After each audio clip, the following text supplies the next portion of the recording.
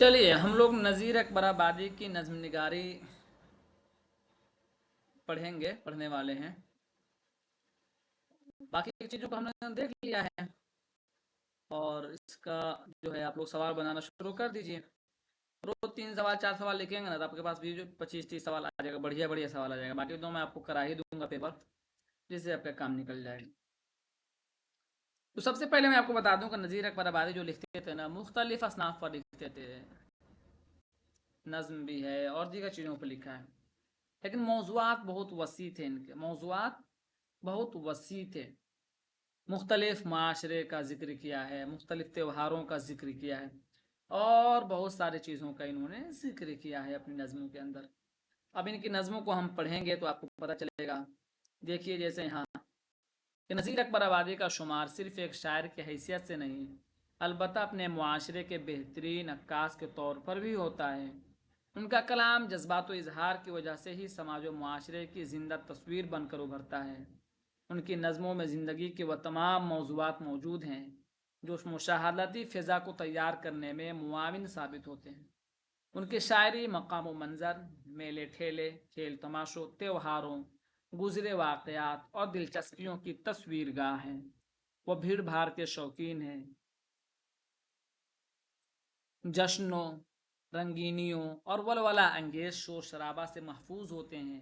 ان کی نظمیں ہولی, عید الفطر, کنہیا جی, راس, بلدیو جی کا میلہ, شب برات, عید مقامی رنگ ریلیوں کا مرقع, یہ مختلف مذاہب کے چیزوں پر جو ہے انہوں نے لکھا ہے اور اس کو عنوان بنایا ہے. اس کو ہے نا, تو ہمیں یاد رکھ لینا ہے. اب اسی طرح ہم آگے چلیں گے, ان کی نظم کو پڑھیں گے. جب ان کی نظم کو پڑھیں گے تو ان کے اشعار میں یاد ہوں گے. اسی طرح آگے دیکھیے یہاں دیکھیے سمجھانا چاہتے ہیں آپ کو. دیکھیے اگر دماغ میں یہ بیٹھ گیا کہ کون شاعر کس طرح کا لکھتا ہے تو آپ کے لیے مشکل نہیں ہے, آپ پکڑ لیں گے. اس میں قدرت کے کرشمائی مخلوقات کا جس قدر معصومانہ اور ہمدردانہ انداز سے ذکر کرتے ہیں ان سے نذیر کی اعلیٰ ظرفی اور ہر ایک کو خوشی دینے کا مقصد جڑا ہے. کبوتر بازی, بلبلوں کی لڑائی, ریچھ کا بچہ, گلہری کا بچہ اور اسدہے کا بچہ وغیرہ اسی قبیل کے سب نظم ہیں, نذیر اکبر آبادی کی نظمیں ہیں. کائنات کے مختلف مناظر کا بھی ان کو کم احساس نہیں ہے. باڑ, دریا, باغ, بجلی کی کڑک, لالا و گل, نسرین و چمن, چمبیلی, موتیا, ریچھ, گلہری وغیرہ سب ہی ان کو خوشی عطا کرتے ہیں. لیکن ان کے نزدیک کائنات اہم چیز نہیں بلکہ انسان کی کرداریت کا مقام زیادہ اہم ہے. اسی مقام سے ان کو حقیقی دلچسپی ہے. اکثر انہوں نے کائنات کو فطرت انسانی کے پس منظر میں پیش کیا ہے. کائنات کی ہر چیز کا ذکر کرنے کے علاوہ وہ ہندوستانی موسموں کا بھی نہایت دلکش نظارہ پیش کرتے ہیں. ان کے خیال میں ہندوستان کے 4 بڑے موسم گرمی, جاڑا, برسات اور بہار یکے بعد دیگرے اپنی خوبصورتی سے لطف اندوز کرتے ہیں. مطلب اس طرح کے سوالات آ جائے کہ کون ایسا ادیب ہے جو مختلف عناوین پر لکھتا ہے, مختلف موسموں پر لکھتا ہے, مختلف تہواروں کا ذکر کرتا ہے, مشترکہ تہذیب کو بیان کرتا ہے. وہ نذیر اکبر آبادی ہیں.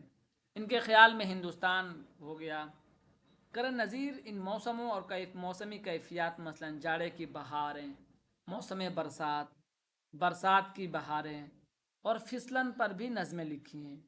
ان نظموں کو پڑھ کر یہ محسوس ہوتا ہے کہ قدرت کا فیض صرف کسی ایک خاص طبقے اور برادری یا مسلک تک ہی نہیں ہے بلکہ اس کا فیض عام ہے. اسے تخلیق کردہ تمام موسم یکساں طور پر تمام مذاہب کے لوگوں یا انسانی جان کو متاثر کرتے ہیں, خواہ وہ کوئی بھی موسم کیوں نہ ہو. اس کے علاوہ وہ دنیا کی بے ثباتی پر جب قلم اٹھاتے ہیں تو آدمی نامہ, اب دیکھیے یہ یاد کرنا, اوپر کئی نظمیں آئی, یہاں بھی آدمی نامہ, بنجارہ نامہ, ہنس نامہ جیسی مشہور نظمیں نکل کر سامنے آتی ہیں. یہ سب باتیں تھیں. اب سیدھے سیدھے ہم آپ کو لے چلتے ہیں ان کی نظم پر, جو ان کے چلیے مثال کے طور پر یہی آ جائے اور آپ سے پوچھ لیا جائے کہ کس کی نظم झगड़ा न करे मजहब व मिल्लत का कोई यहाँ, जिस राह में जो आ पड़े खुश रहे हर आह। जन्नार जुन्नार गले में या के बगल बीच हो कुरान, आशिक हो कलंद है न हिंदू न मुसलमान, काफिर न कोई साहब इस्लाम रहेगा, आखिर वही अल्लाह का एक नाम रहेगा। इस तरह के अशार होते हैं हाली, ऑप्शन में होते हैं अल्लामा इकबाल, ऑप्शन में होते हैं ऐसे अशार, ऐसे शायर और ऐसे अदीब जो कौम की भलाई की तरफ ज़्यादा जहन और उनका रुझान रहता था। तो याद रखिएगा ये नज़ीर अकबर। इसी तरह आगे बढ़िए। अफलास में अदबार में इकबाल में खुश हैं, पूरे हैं वही मर्द जो हर हाल में खुश हैं। कितना अच्छा शेर है ये। अफलास में अदबार में इकबाल में खुश हैं, पूरे हैं वही मर्द जो हर हाल में खुश हैं। ज़िंदगी के बहाव में, ज़िंदगी के जो है कि मुसीबतों में, ज़िंदगी के उतार और चढ़ाव में जो इंसान अपने आप को संभाल ले, सबसे मुत्तकी सबसे परहेजगार वही है। वरना इस दुनिया के थपेड़े में और दुनिया के जो है कि जो झोंके हैं अय्याम मुसीबत के होते हैं, उसमें इंसान का दिल फिर जाता है और इंसान अपनी ज़िंदगी से तंग आकर और बेराह रवि का शिकार हो जाता है। वहाँ खुद को जमा लेना, यहाँ मर्द से मुराद पूरे इंसान है, खुद को जमा लेना और अपने मुसीबत के अय्याम को सब्र और शुक्र के साथ काट लेना, ये बड़ी चीज़ होती है। आगे आ जाइए। जो तू कहता है ऐ गाफिल, ये मेरा है या तेरा, या जिसका है उसी का है, न तेरा है न मेरा। तू यूँ सोच दिल में कि तू है कौन और क्या है, नमाजी है शराबी है उचक्का है लुटेरा है। तेरी क्या ज़ात है क्या नाम है क्या काम करता है, मुसाफिर बेवतन है या तेरा इस जा पे डेरा है। जो उन चीज़ों से तू अपने तय कुछ चीज़ ठहरा ले, तो उसके बाद फिर कहियो मेरा है या कि तेरा है। ये चीज़ें तो गरज क्या हैं, तू अपना ही नहीं मालिक, तुझे ओ बेखबर नादा ये किस गफलत ने घेरा है। ये सब नज़ीर अकबर आबादी के अशार हैं। बस इसको पढ़ेंगे तो याद भी होना चाहिए। आप मुख्तलिफ मज़ामीन में बयान कर सकते हैं और चीज़ों में आप बयान कर सकते हैं। साथ ही साथ अगर बोलेंगे तो लोग समझेंगे हाँ पढ़ा लिखा है, इसको अशार भी याद है। अब देखिए एक शेर ये, सब ठाठ पड़ा रह जाएगा जब लाद चलेगा बंजारा। अपडेट वॉइस वर्सेस देखेंगे अपडेट क्या, ठीक है। ये नज़ीर अकबर आबादी की नज़में हैं जो हमें पढ़ना है। चलिए अब आप में से कोई एक आदमी पढ़िए इस नज़म को, एक आदमी। और चलिए नुज़हत पढ़िए, नुज़हत का नाम सामने दिख रहा है। नुज़हत सुन रही है मेरी आवाज़? जी सर। हाँ पढ़िए। जब आदमी के हाल पे आती पहले है आपको मुफलिसी, किस किस मेरी तरह। बात सुनिए, मैं आपको पहले क्या सिखाया था, पहले क्या जी पढ़ना है? अच्छा, नज्म का मतन। मतन, नज्म का मतन। मुफलिसी मतन, नज्म का मतन। मुफलिसी, जब आदमी के हाल पे आती है मुफलिसी, किस किस तरह से उसको सताती है मुफलिसी। प्यासा तमाम रोज बिठाती है मुफलिसी, भूखा तमाम रात खिलाती है मुफलिसी। यह दुख वो जाने जिस पे आती है मुफलिसी, कहिए तो अब हकीम की सबसे बड़ी है शान, ताज़ीम जिसकी करते हैं नवाब और खां। मुफलिस हुए तो हजरतुल कमान क्या है या, ईसा भी हो तो कोई नहीं पूछता मियाँ। हुकमत हकीम की भी डुबाती है मुफलिसी, जो अहल फजल आलिम व जो अहले फजल फजाजत, आलिम व फाजिल कहाते हैं, मुफलिस जो हुए तो अहल कलमा फजल तलक भूल आलिम व जाते फाजिल हैं। कहाते हैं, मुफलिस हुई तो कलमा तलक भूल जाते हैं। पूछे कोई उल्फत तो उसे बे बताते हैं, वो जो गरीब गुरबा उल्फत के नहीं है, लड़के पढ़ाते नुज़हत, हैं। नुज़हत उल्फत कहाँ से आएगा? पूछे कोई उल्फत कहाँ बोले सर, वो जब गरीब गुरबा के लड़के को पढ़ाते हैं, ये बोले सर।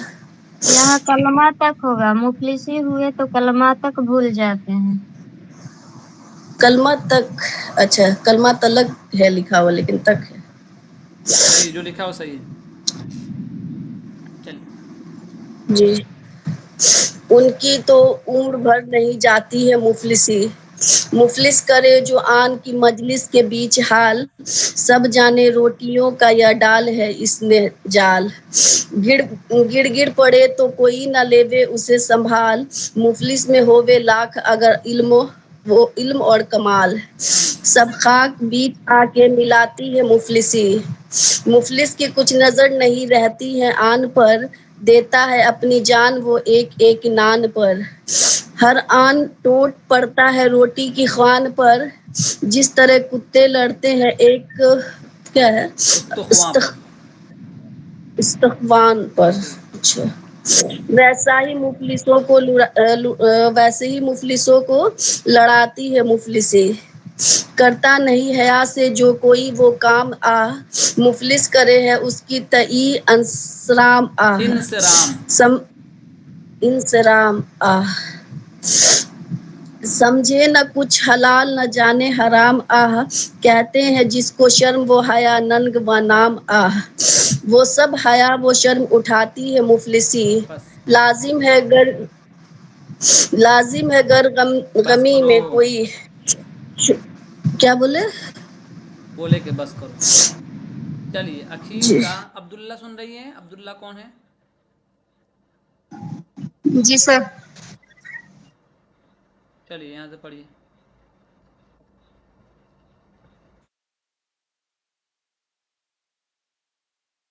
نشان لگایا عبداللہ؟ کہاں رہی جی جی آواز نہیں آ رہی. چلیے میں پڑھتا ہوں. جب مفلسی ہوئی تو شرافت کہاں رہی، وہ قدر ذات کی وہ نجابت کہاں رہی، کپڑے پھٹے تو لوگوں میں عزت کہاں رہی، تعظیم اور تواضع کی بابت کہاں رہی، مجلس کی جوتیوں پہ بٹھاتی ہے مفلسی. دیکھیے انسان کا حالت کیا بیان کیا ہے. رکھتی نہیں کسی کی یہ غیرت کی آن کو، سب خاک میں ملاتی ہے حرمت کی شان کو، سو محنتوں میں اس کی کھپاتی ہے جان کو، چوری پہ آ کے ڈالے ہے مفلس کے دھیان کو، آخر ندا بھیک منگاتی ہے مفلسی، دنیا میں کہ شاہ سے اے یار تار فقیر، خالق نہ مفلسی میں کسی کو کرے اسیر، اشراف کو بناتی ہے ایک عام حقیر، کیا کیا میں مفلسی کی خرابی کہوں نذیر، وہ جان جس کے دل کو جلاتی ہے مفلسی. مفلس کسی کو کہتے ہیں؟ تنگ دستی کو، محتاجی کو، ضرورت مندی کو مفلسی. آپ کے سامنے ہاتھ پھیلا رہے ہیں. ذکر نہیں کرنا چاہتے ہیں مکمل بات کو، بس اشارہ دینا چاہتے ہیں. ہم گئے تھے باہر آج سر کے گھر، ایک کام تھا، وہاں سے آئے کچھ دیر کھڑے رہے.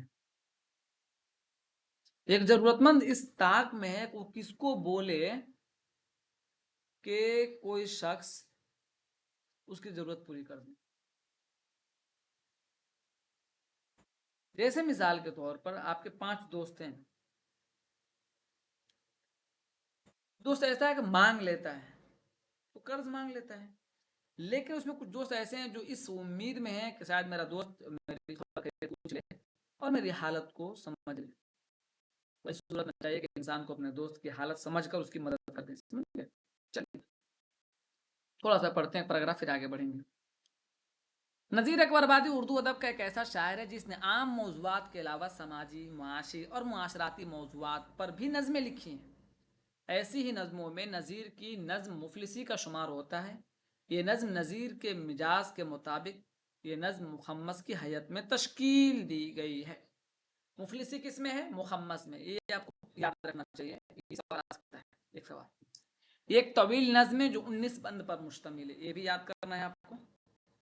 کتنے بند پر ہیں؟ 19 بند پر، جس میں سماجیاتی مطالعہ کے ساتھ نذیر نے ان حقائق کی طرف بھی اشارہ کیا ہے جس کی وجہ سے مفلسی اور بدحالی کے پھیلنے کا امکان رہتا ہے. اس نظم میں شاعر نے اپنے مشاہدے اور تجربے کے ذریعے ایسی فضا تشکیل دی ہے کہ پوری نظم مفلسی کی مختلف پہلوؤں کو روشن کرتی ہے. ٹھیک ہے، اس کے اور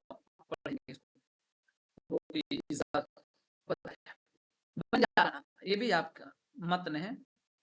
چلیے عبدالرب ہیں کلاس میں؟ نازش یا اور کوئی؟ ہم پڑھے پڑھیے، بالکل پڑھیے. نظم کا متن بنجار نامہ. نظم کا متن، نظم کا متن. نظم کا متن بنجارا نامہ. ہم، ایک ہرس وہ ہوا کو چھوڑ میاں مت دیس ہرس و ہوا، دیس بدیس پھر ماں. ہم، ٹھیک ہے. ہرس و ہوا کو چھوڑ ہرس و میاں. ہوا کا چھوڑ ہم، میاں مت دیس بدس پھرے مارا. ہم، فراق اجل کالوٹے ہے دن رات بجا بجا کر نخارا. گیا بدیا بھیساں بیل شتر کیا گونی پلا سر بھارا. کیا گیہوں چاول موٹ مٹر کیا آگ دھواں اور انگارا. ہم. سب ٹھاٹ پڑا رہ جاوے گا سب لادے چلے گا بنجارا. دیکھ کے گر تو پڑھیے. لکھی بنجارا ہے گر تو لکھی ہے بنجارا ہے اور کھیپ بھی تیری بھاری ہے. اے عاقل تجھ سے بھی چڑیا ایک وہ بڑا بیو پاری ہے. ہم، کیا شکر مصر کند گری کیا سان بھر میٹھا کھاری ہے. کیا داکھ منقا سونٹ مرچ منقع. کیا کیسر لونگ کی پاری ہے. سب ٹھاٹ پڑا رہ جاوے گا جب لاد چلے گا بنجارا. ہم، تو بدیا لادے بیل بھرے جو پورے پنچم میں جاوے گا. ٹھیک یا ہے. سود بڑھا کر لاوے گا یا ٹوٹ گھاٹا آوے گا. ہم، فراق جل کے رستے میں فراق جب نہیں، ماں فزاق اجل کا رستے میں جب بھالا جب مار گراوے گا. دھن دھن دولت دولت ناطے ناتی پوتا پوتا کیا ایک کنبا کام نہ آوے گا. آئے گا. سب ٹھاٹ پڑا رہ جاوے گا جب لاد چلے گا بنجارا. ہر منزل ہر میں اب منزل ساتھ میں تیرے یہ جتنا ڈیرا ڈانڈا ہے. زردان درم کا بھانڈا ہے. بندوق سپر اور کھانڈا ہے. جب نائک تن کا نکل گیا جو ملکو ہانڈا ہے. پھر ہانڈا ہے نہ بھانڈا ہے نہ اہلوا ہے نہ مانڈا ہے. مطلب یہ سب چیزوں بیان کر رہے ہیں. صاف صاف اس لفظ میں یہ ہے ایک پوری نظم کے اندر، جب انسان کا آخری وقت آ جائے گا تو کوئی بھی چیز آپ کو نہیں بچا سکتی ہے. اس پورے نظم کا خلاصہ یہی ہے. دکھانا چاہ رہے ہیں کہ جو چیزیں ہیں، جیسے اب یہ دیکھیے. چلیے کوئی پڑھیے یہاں سے. عبدالرب پڑھو یہاں سے. یہ دھوم دھڑکا ساتھ لیے کیوں پھرتا ہے جنگل جنگل. ایک دن کا ساتھ نہ جاوے گا موقوف ہوا جب آن اجل. ہوں، گھر بار اٹاری چوپاری کیا خاصا تنسک اور مخمل. کیا ہوں، چلون پردے فرش نئے کیا لال پلنگ کیا رنگ ہوں، محل. سب ہوں. ٹھاٹ پڑا رہ جاوے گا جب لات پڑے گا بنجارا. کچھ پڑے کام گا نہ نہیں، آوے پڑھیے پڑھیے. ہاں جب لات چلے گا بنجارا. کچھ کام نہ آوے گا تیرے یہ لال و زمرد سیم و زر. جب ہوں، پونجی باٹ میں بکھرے گی ہر آن بنے گی جان اوپر. ہوں، نوبت نقارے بان نشان دولت حشمت فوجے لشکر. کیا ہوں. مسند تکیہ ملک مکاں کیا چوکی کرسی تخت چھتر. سب ٹھاٹ پڑا رہ جاوے گا جب لات چلے گا بنجارا. کیوں جی اچھا پر بوجھ اٹھاتا ہے ٹھیک ہے. کیا ہوا؟ کیوں جی پر بوجھ اٹھاتا ہی ان گوؤں بھاری بھاری کے. جب موت کا ڈیرا آن پڑا پھر دونے ہیں بیوپاری کے. کیا ساز جڑاؤ زیور کیا گوٹے تھان کناری کے. کیا گھوڑے زین سنہری کے کیا ہاتھی لال عماری کے. سب ٹھاٹ پڑا رہ جاوے گا جب لات چلے گا بنجارا. چلیے مغرور بس. اب یہ ہم کو آپ کو دکھا دیتے ہیں ایک پیراگراف جو امتحان کے لیے کافی آپ کو. کر نظیر کی یہ نظم بھی مخمس ہے. یہ آپ کو دماغ میں بیٹھا لینا ہے. ترکیب بند کے حیات میں لکھی گئی ہے. نظم میں شاعر نے بے ثباتی دنیا کا نقشہ کھینچا ہے اور انسان کو اس دنیا کے مال و اسباب سے محبت اور اس پر فخر نہ کرنے کی تلقین کی ہے. کیا بتایا ہے؟ آپ میں سے بہت سارے لوگ ایسے ہیں جو مالدار ہیں. کسی کا ابو ڈاکٹر ہیں، کسی کا ابو ماسٹر ہیں، اس میں سے کئی لوگ خود ماسٹر ہیں، اس میں سے کئی لوگ خود ماسٹر ہیں. مجھے لگتا ہے میرے علم کے مطابق 10 ہوں گے ماسٹر. جو آپ لوگ ابھی آپ لوگ میں سے جتنے لوگ کلاس لیے ہیں کہیں نہ کہیں لگے ہوئے ہیں، پڑھا رہے ہیں مدرسے میں، اسکول میں، کالج میں. ٹھیک ہے، لیکن کئی بچے ایسے بھی ہیں جو مجبور ہیں. میں ماسٹر ہوں نا، میرا جو پروفیسر وہ کہتے ہیں دیکھو میں ہوں ماسٹر، جو آئے گا میں اس کا کلاس لوں گا، میں ماسٹر ہوں آپ سب کا. تو مجھے علم ہے اس چیز کا. کہنے کے بس یہ مطلب ہے کہ انسان کے پاس اگر مال و اسباب ہے تو اس کو فخر اور تکبر نہیں کرنا چاہیے. نظم معنوی اعتبار سے بہت بلند مرتبہ کی حامل ہے. عوامی بیانیہ اور تأثر کے سبب نظم کو مقبولیت عام حاصل ہے. ظاہر سی بات اس طرح کے نظم ادیب بھی پڑھتا ہے اور عوامی لوگ بھی پڑھتے ہیں. نظم اپنے قاری کے دل پر سیدھا اثر ڈالتی ہے اور اسے فکر کی ترغیب دیتی ہے. نظیر کی یہ نظم اپنے مترنم لہجے کے سبب اردو کی غنائی شاعری کی ایک عمدہ مثال. ٹیپ کی مصرے نظم کے بیانیہ میں جہاں صوتی آہنگ میں اضافہ کرتے ہیں، وہیں دوسری جانب نظم کے بیانیہ میں واقعات کی ترتیب کو بھی ایک تسلسل میں قائم کرتے ہیں. ٹھیک ہے، یہ چیزیں ہیں، یہ ہم نظم کے بارے میں پڑھ لیے اور بہت ساری چیزیں ہیں اس میں پوری نظم کے بارے میں. یہ آپ لوگوں کو ضرور پڑھنا ہے. آپ کو میں کام دے رہا ہوں سب کو. یہ دیکھا آپ نے، یہ لفظ ہیں، اس کے معنی، اس سے آپ کو اردو اچھی ہو جائے گی. ٹھیک ہے، اور یہاں دیکھیے، اور یہ امتحان کے لیے بہت اچھا ہے. یہ دیکھ رہے ہیں، جیسے ماہنامہ نگار نظیر نمبر کس نے نکالا تھا؟ نیاز متفوری نے نکالا تھا.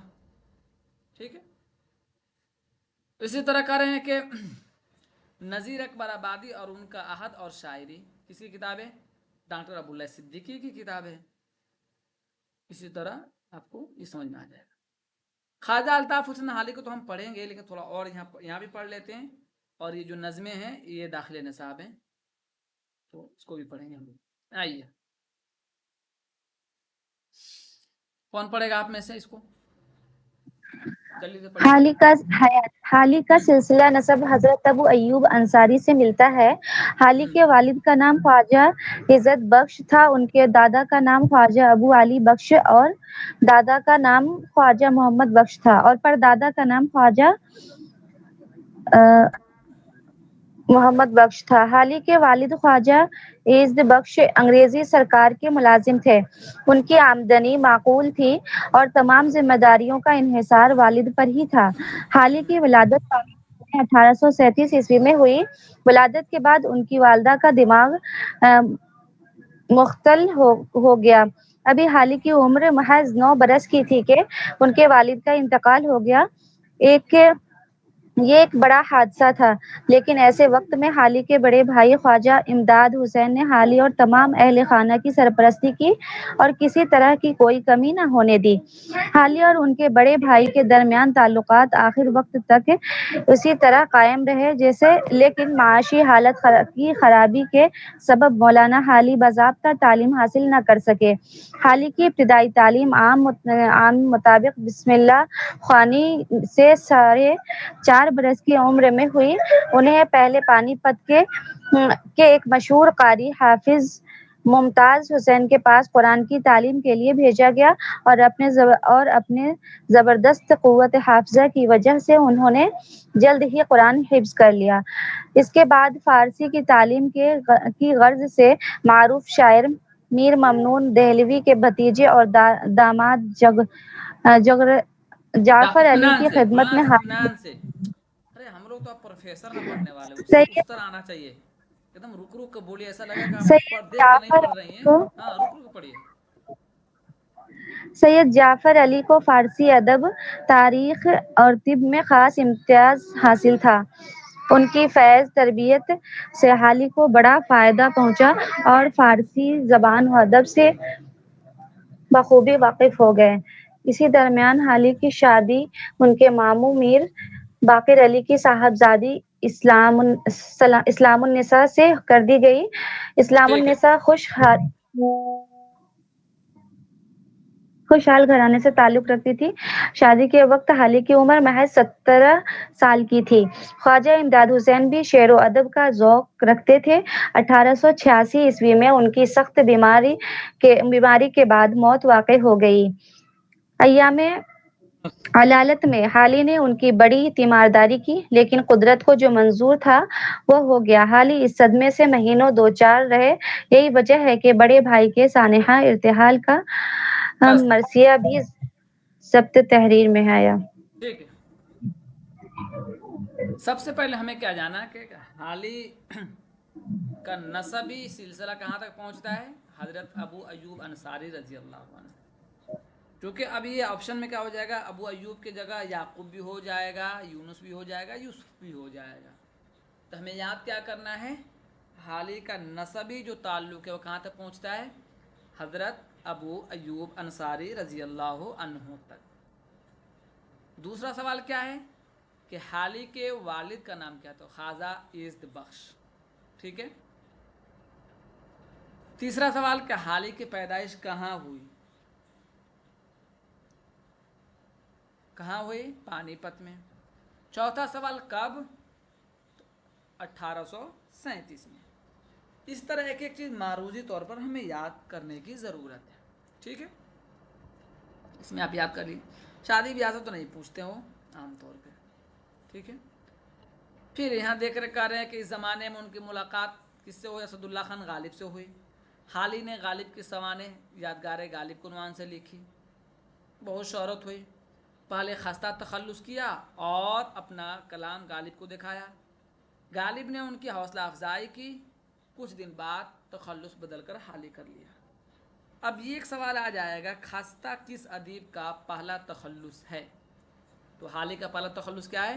خستہ ہے، کھانے والا خستہ نہیں ہے نا۔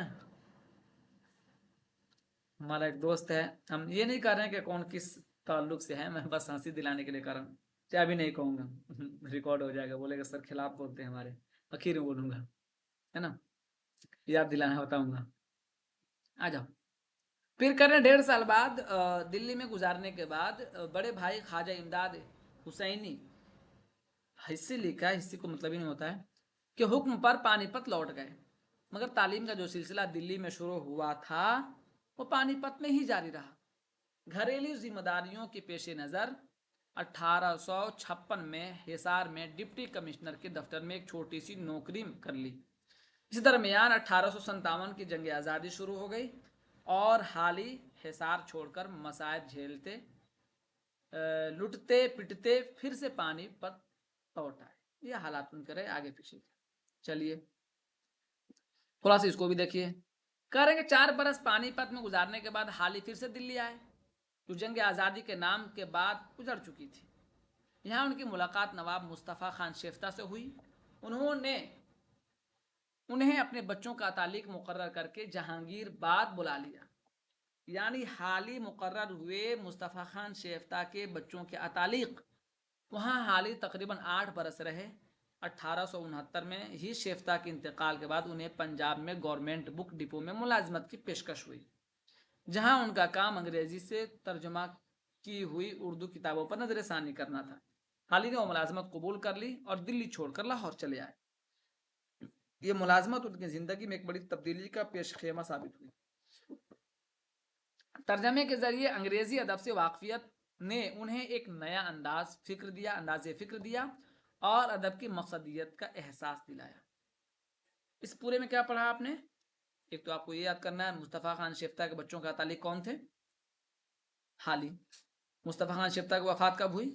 1869، ٹھیک ہے، یہ آپ کو ضرور یاد رکھنا ہے۔ آگے جی کرے کہ انہیں دنوں محمد حسین آزاد اور کرنل ہر رائٹ نے انجمن پنجاب میں نظم کے مشاعروں کی بنیاد ڈالی، یہ آپ کو یاد کر لینا ہے۔ اب ان میں شعراء سے کسی ایک عنوان پر نظم لکھنے کے لیے کہا جاتا تھا، ان مشاعروں کو مناظمہ کہا جاتا تھا۔ ابھی یاد کر لیجئے گا، مناظمہ کس مشاعرے کو کہا گیا؟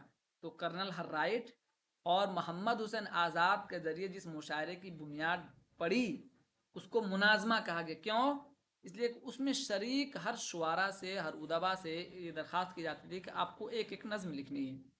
حالی نے ان مناظموں میں شرکت کی۔ یہاں پڑھی گئی نظموں میں مناظرہ رحم و انصاف، نشاط امید، حب وطن اور کہ برکھا رود بہت مشہور ہوئے۔ اچھا، یہ چاروں نظمیں کس کی ہیں؟ تو ایک بار کمنٹ کیجیے ہمیں، یہ چاروں نظمیں کس کی ہیں؟ کمنٹ کیجیے ایک مرتبہ، بولنا نہیں ہے، کمنٹ کرنا ہے، جلدی بتائیے۔ مناظرہ رحم و انصاف، نشاط امید، حب وطن اور کر رہے ہیں برکھا رود۔ اس کا کچھ ٹرک ہے کیا کسی کو؟ کسی کے ذہن میں تو بتائیے چاروں کا، اس چاروں کا کوئی ٹرک ہے تو بتائیے فوراً۔ اس کا ایک ٹرک ہے میرے ذہن میں، تربت یہ کس طرح ہے، کسی کے ذہن میں ہے اس چاروں کا؟ تو میرے ترتیب کے ساتھ یاد نہیں آ رہا، یاد آئے تو میں لکھ کے بھیج دوں۔ چلیے، لاہور میں 4 سال گزارنے کے بعد حالی ایک بار پھر عربی کے استاد کی حیثیت سے انگلو عربک اسکول دہلی لوٹ آئے۔ وہ ملک اور قوم کی خدمت کرنا چاہتے تھے اور اس کے لیے کوئی راستہ تلاش کر رہے تھے۔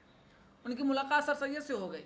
دونوں کا درد ایک ہی تھا، یعنی دونوں کا درد، سر سید بھی یہی سوچتے تھے کیا کہ ملک اور قوم کی اصلاح ہو جائے، ہو بے وطن چک بستی۔ اچھا دیکھتے ہیں، ٹھیک ہے، قوم کو جہالت اور غربت سے نکالنا اور اس کو ایک نئی روشنی دکھانا۔ سر سید نے حالی کو مشورہ دیا کہ انہیں اپنی شاعری سے قوم کو جگانے کا کام لینا چاہیے۔ انہوں نے سر سید کے اخبار تہذیب الاخلاق کے مضامین لکھے، مگر ان کا بڑا کارنامہ مسدس حالی ہے جو 1879 میں شائع ہوئی۔ یہ آپ کو یاد رکھنا ہے، سب چیز یاد رکھنی ہے۔ چلیے آگے آ جائیے۔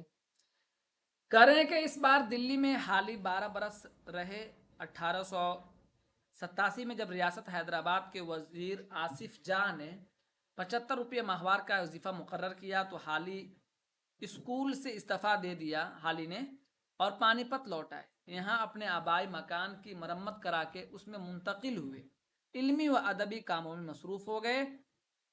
1914 میں دماغ پر فالج کا اثر ہوا اور 13 دسمبر، یہ یاد رکھنا آپ کو، 13 نہیں 31 ہے، کتنا ہے، 31 دسمبر 1914 کو 80 برس کی عمر میں دنیا سے رخصت ہو گئے۔ یہ آپ کو یاد رکھ لینا ہے، حب قومی ہے چک بست کی۔ اچھا چلیے، اب یہاں کچھ اشعار پڑھاتے ہیں۔ ایک روشن دماغ تھا نہ رہا، شہر میں ایک چراغ تھا نہ رہا۔ غالب کی وفات پر کس نے لکھا تھا؟ مرثیہ غالب حالی نے لکھا تھا۔ اب نظم نگاری، سیدھے سیدھے ان کی نظموں کو ہم پڑھتے ہیں۔ غزل اور قصائد کے نافاق دفتر، عفونت میں سنڈاس سے جو ہیں بدتر، یہ آپ کو حالی نے کہا تھا یہ شعر۔ سخن میں پیروی کی گر سلف کی، انہی باتوں کو دہرانا پڑے گا۔ کہہ رہے ہیں کہ سخن میں، گفتگو میں، اصلاح میں جس نے اپنے سے بڑوں کی پیروی کی انہی باتوں کو دہرانا ہوگا۔ آگے آ جائیے، یہ نظم دیکھیے۔ گھنگھور گھٹائیں چھا رہی ہیں، جنت کی ہوائیں آ رہی ہیں، کوسو ہے جدھر نگاہ جاتی، سورج نے نقاب لی ہے منہ پر اور دھوپ نے تہ کیا ہے بستر، باغوں نے کیا ہے غسل صحت، کھیتوں کو ملا ہے سبز خلال۔ ٹھیک ہے، اب دیکھیے یہاں شعر پر دھیان دیجیے، پڑھ رہا ہوں، اس کو یاد کرنا ضروری ہے، وہ بحث ہو جائے گی بعد میں کلاس بعد۔ مسدس کے 2 بندے، مسدس کے اشعار ہو سکتا ہے پوچھ لے کہ کہاں سے لیا گیا ہے۔ وہ ملت کے گردوں پہ جس کا قدم تھا، ہر ایک ہونٹ میں جس کا برپا علم تھا، وہ فرقہ جو آفاق میں محترم تھا، وہ امت لقب جس کا خیر الامم تھا، وہ امت لقب جس کا خیر الامم تھا، وہ امت لقب جس کا خیر الامم تھا، نشا اس کا باقی ہے صرف اس قدریاں، گنتے ہیں اپنے کو ہم بھی مسلمان۔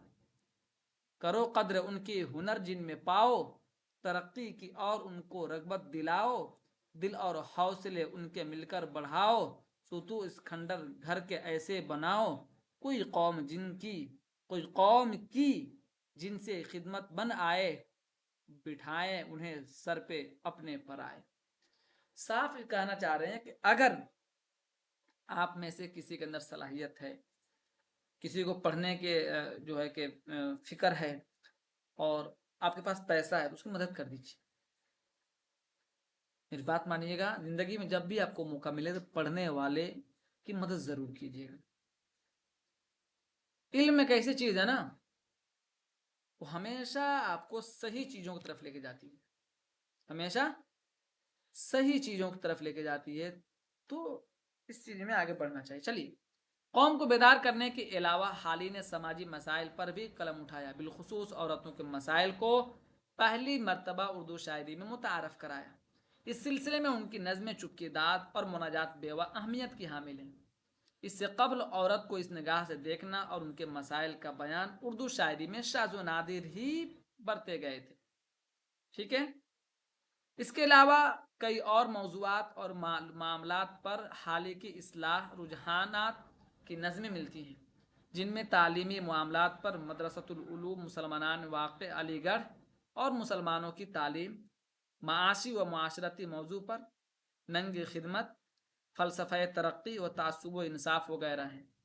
بچوں کی نظموں میں خدا کی شان، بڑوں کا حکم مانو، بلی اور چوہا، شیر کا شکار، گھڑیال اور گھٹے وغیرہ ہیں۔ یہ آپ کو یاد رکھنا ہے، یہ نظمیں آپ کو یاد رکھنی ہے۔ ٹھیک ہے، اب آئیے ان کی جو نظم ہے، ایک ہے مرثیہ دہلی، دلی جو اب تک سنتے آ رہے تھے، کوئی آپ میں سے پڑھے گا جلدی سے؟ کم 5-6 لائن پڑھ لیجئے۔ چلیے سنیے۔ تذکرہ دلی مرحوم کا اے دوست نہ چھیڑ، نہ سنا جائے گا ہم سے یہ فسانہ ہرگز، داستان گل کی خزاں میں نہ سنا اے بلبل، ہنستے ہنستے ہمیں ظالم نہ رلانا ہرگز، ڈھونڈتا ہے دل شوریدہ بہانے مطرب، درد انگیز غزل کوئی نہ گانا ہرگز، صحبتیں اگلی مصور ہمیں یاد آئیں گی، کوئی دلچسپ مرقع نہ دکھانا ہرگز، موج زن دل میں ہے یا خون کے دریا اے چشم، دیکھنا ابر سے آنکھیں نہ چرانا ہرگز، لے کے داغ آئے گا سینے پہ بہت اے سیاح، دیکھ اس شہر کے کھنڈروں میں نہ جانا ہرگز۔ یہ کیا ہے؟ مرثیہ دہلی۔ ٹھیک ہے، جو آپ نے پڑھا تھا۔ نظم کو ضروری ہے، برکھا رت آ گیا، دیکھیے اس کو، یہ دیکھیے، گرمی کی تپش بجھانے والی، سردی کا پیام لانے والی، قدرت کے عجائبات کی کان، عارف کے لیے کتاب عرفان، و شاخ و درخت کی جوانی، و مورخ و ملخ کی زندگانی، و سارے برس کی جان برسات، و کون خدا کی شان برسات، آئی ہے بہت دعاؤں کے بعد اور سینکڑوں التجاؤں کے بعد، وہ آئی تو آتی جان میں جان، سب تھے کوئی دن کے ورنہ مہمان، گرمی سے ٹرپ رہے تھے جاندار اور دھوپ میں تپ رہے تھے کوہسار، بھوبل سے سوا تھا ریگ صحرا، بھوبل سے ہوا تھا ریگ صحرا اور کھول رہا تھا آب دریا، تھی لوٹ سی پڑ رہی چمن میں اور آگ سی لگ رہی تھی بن میں۔ یہ پوری نظم پڑھ ڈالیے، آپ کو کام آئے گا، کہیں سے بھی کچھ پوچھا جا سکتا ہے۔ مثال کے طور پر یہیں سے پوچھ لے، کل شام تلک تو تھے یہی طور، پر رات سے ہے سما ہی کچھ اور، پروا کی دہائی پھر رہی ہے، پروا پچھوا سے کھدائی پھر رہی ہے، برسات کا بج رہا ہے ڈنکا، ایک شور ہے آسماں پہ برپا، ہے ابر کی فوج آگے آگے اور پیچھے ہیں دل ہوا کے۔ اس طرح آپ پڑھ لیجئے۔ تو آج کے لیے اتنا کافی ہے، باقی جو نظمیں ہیں اس کو پڑھ ڈالیے، میں نے آپ کو گائیڈ بھی دے دیا تھا۔